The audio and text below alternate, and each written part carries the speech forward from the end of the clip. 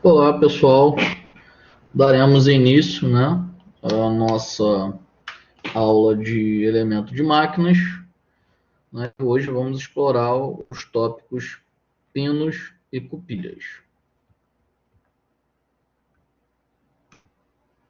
Bom, até agora estudamos ribites, que constituem um dos principais elementos de fixação, mas existem outros elementos que um engenheiro mecânico, um engenheiro de automação, um engenheiro mecatrônico, a gente acaba interagindo muito em conjunto, né? Então a gente precisa conhecer, que é o caso de pinos, cavilhas, cupilhas ou contrapinos. E o que são pinos, cavilhas, cupilhas? Né? Como e quando são usados? Para que servem? Então é exatamente o assunto deste tópico desta aula. Então, os pinos e cavilhas, eles têm a finalidade de alinhar ou fixar os elementos de máquinas, permitindo uniões mecânicas, ou seja, uniões em que se juntam duas ou mais peças, estabelecendo assim conexão entre elas. Então, como nós podemos ver, nós temos, né, aqui a função do pino fazendo a trava, né, encaixou o tirante, tem o garfo e o orifício aqui, entre o tirante e o garfo. Então, atravessou o pino cilíndrico. Já a cavilha, né, olha o formato que ela possui. É parecido, mas não é igual, né? Então, encaixou aqui a alavanca, eixo e passou a cavilha. As cavilhas também são chamados de pinos estriados, como você pode ver na imagem aqui, estriados. Pinos entalhados, pinos ranhurados ou ainda rebite entalhado. A diferenciação entre pinos e cavilhas leva em conta o formato do elemento e suas aplicações. Por exemplo, pinos são usados para junções de peças que se articulam entre si, e cavilhas são utilizadas como um conjunto sem articulações, indicando pinos com entalhes externos, né, e na sua superfície. E esses entalhes é que fazem de fato com que o conjunto não se movimente. Então, a forma e o comprimento dos entalhes, né, determinam os tipos de cavilha. Então, os pinos e cavilhas, eles se diferenciam por seguintes fatores: qual a utilização que você precisa, qual a forma, qual a tolerância de medidas, né? Qual o acabamento superficial, qual tipo de material e qual tipo de acabamento térmico. Né? Então, aqui nós podemos ver formatos diferentes para ser introduzido no mesmo orifício, né? Com o mesmo diâmetro, porém, ambos os pinos com formatos diferentes. Né?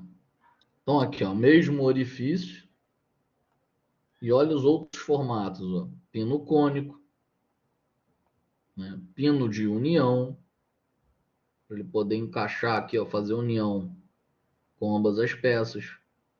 Pino cônico com rosca de fixação, né? Encaixou o pino e ela fica uma rosca ali, para você fazer passar uma porca para extração por aperto, né? E o que é esse caso aqui, né? O pino cônico com porca de extração.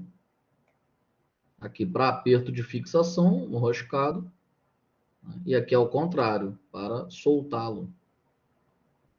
Então, os pinos, eles são utilizados em junções resistentes a vibrações, e há vários tipos de pinos segundo sua função.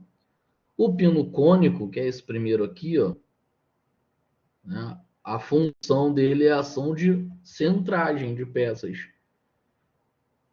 Já o pino cônico com haste roscada, que é o segundo aqui na imagem, sua função é que ele possui uma ação de retirada do pino de furos cegos, né, e é facilitada por um simples aperto de porca. O pino cilíndrico, que é o terceiro na imagem, sua função requer um furo de tolerâncias rigorosas e é utilizado quando são aplicados as forças cortantes. E por último aqui, a imagem do pino elástico, né, ou pino tubular partido. Sua função é de apresentar uma elevada resistência ao corte e podem ser assentados em furos com variação de diâmetros consideráveis. Também teríamos o pino guia, que serve apenas para alinhamento de elementos de máquinas, e a distância entre os pinos deve ser bem calculada para evitar o risco de ruptura da peça. Aqui, ó, por exemplo, para encaixar uma peça na outra, tem aqui, ó, os pinos guia. Esses aqui, ó, estão errados, bem ao centro. Esses aqui na extremidade estão corretos. Então, para especificar pinos e cavilhas, deve-se levar em conta seu diâmetro nominal, seu comprimento e função do pino, indicada pela respectiva norma. Por exemplo, um pino de diâmetro nominal de 15 milímetros, com comprimento de 20 milímetros, a ser utilizado como um pino cilíndrico, é designado um pino cônico, né, com as medidas de 10 por 60. 10 milímetros de diâmetro nominal por 60 milímetros de comprimento.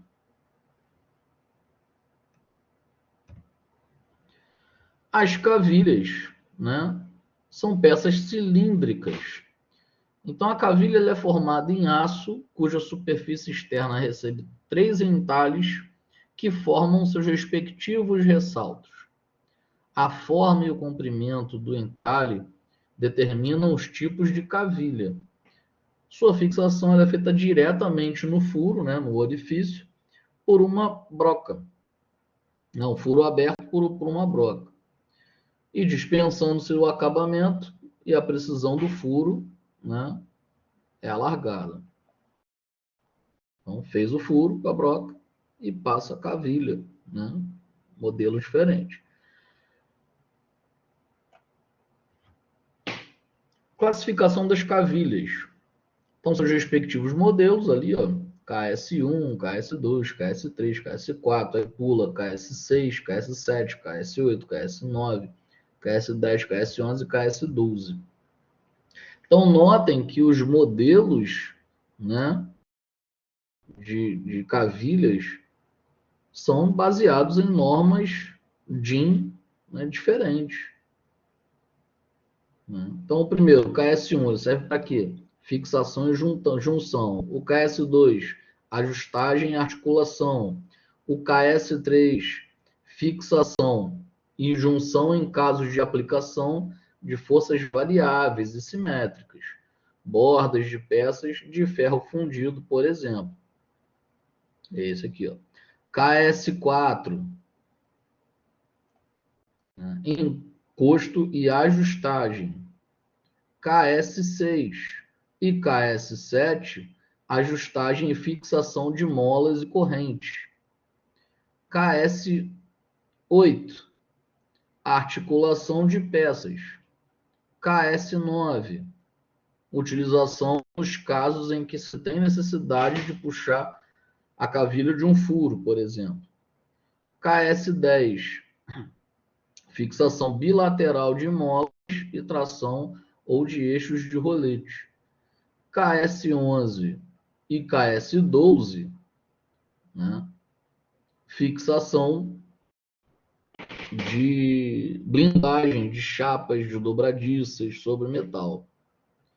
Aliás, fixação de eixos e roletes e manivelas.